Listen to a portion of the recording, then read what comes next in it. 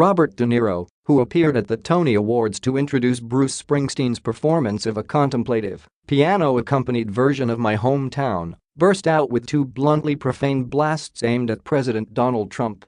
"I'm just going to say one thing," De Niro said, wearing a scowl worthy of Jimmy Conway in Goodfellas. FCK Trump. When the astonished audience broke out into a mix of laughter and gasps, he paused for a few seconds and then followed with, "It's no longer down with Trump. It's FCK Trump." He then pumped both fists, Jake LaMotta style. Many people in the crowd at Radio City Music Hall, having been thrown a piece of red meat toward the end of the 3-hour show, jumped to their feet. A CBS spokesperson issued a brief statement tonight. Mr. De Niro's comments were unscripted and unexpected. The offensive language was deleted from the broadcast. The network leaned on the bleep button heavily, so none of its viewers heard the unexpurgated version of his remarks. The show aired on tape delay in the West.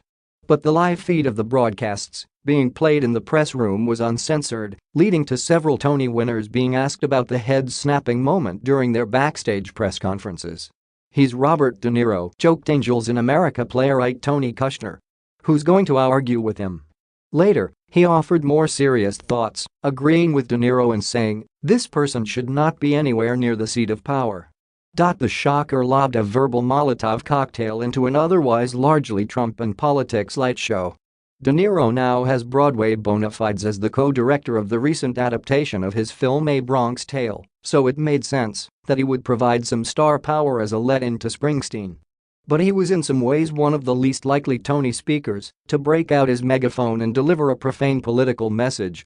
Even in his most familiar televised awards show setting, the Oscars, De Niro usually sticks closely to the script and gives viewers little hint of his acting mastery during his stilted moments on stage.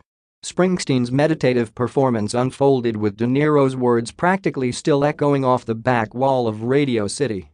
As he would speak singing his memories of 20th century Freehold, New Jersey, audience members and viewers alike still were trying to make sense of what they had just seen. De Niro, who has traded for decades on his tight-lipped, once press-shy image, has come out of his shell during the Trump era. The Tribeca Film Festival, which he co-founded, became a platform for several of his anti-Trump broadsides.